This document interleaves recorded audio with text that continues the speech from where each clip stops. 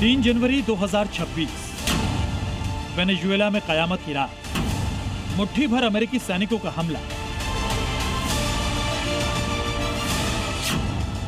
सैकड़ों वेनेजुएला जवानों की मौत। ऑपरेशन एब्सोल्यूट रिजॉल्व का मिस्ट्री वेपन डीकोड, एक हथियार जिसने वेनेजुएला के राष्ट्रपति निकोलस मादुरो की सुरक्षा में तैनात सैकड़ों जवानों को मौत की नींद सुला दिया।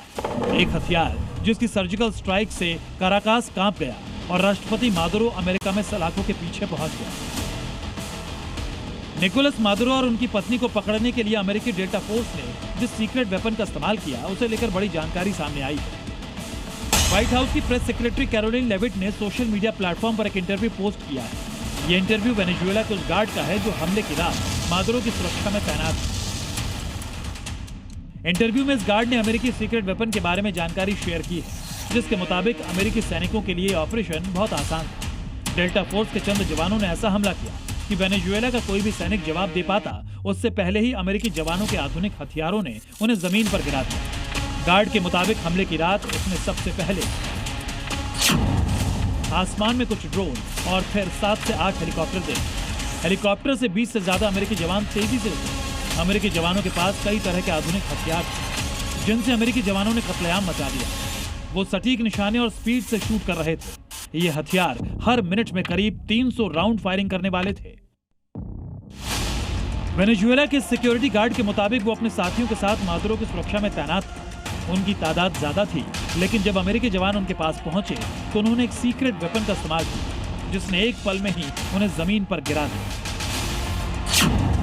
सुरक्षाकर्मी के मुताबिक अमेरिकी सैनिकों ने एक सोनिक वेपन का इस्तेमाल किया जिससे बहुत तेज आवाज हुई। ऐसा लगा कि सिर फट जाएगा। तभी सैनिकों की नाक से खून बहा और उल्टी हुई। सभी सैनिक जमीन पर गिर गए और कोई उठ नहीं पाया। अमेरिकी हथियारों से दंग मादुरो के सुरक्षाकर्मी ने उन लोगों को भी इस बात की चेतावनी दी जो अमेरिका से मुकाबले के बारे में सोचते हैं। गार्ड ने साफ किया कि उसने जो भी अपनी आंखों से देखा उसे वो बयां नहीं कर सकता, लेकिन अमेरिका के आधुनिक हथियारों का कोई मुकाबला नहीं। जिस सोनिक वेपन का जिक्र मादुरो के सुरक्षाकर्मी ने किया वो क्या होता है और वो किस तरह काम करता है, अब आपको वो भी बताते हैं। सोनिक वेपन एक तेज आवाज वाला हथियार है। ये एक साउंड तोप की तरह काम करता है जो 160 डेसिबल तक की आवाज पैदा कर सकता है।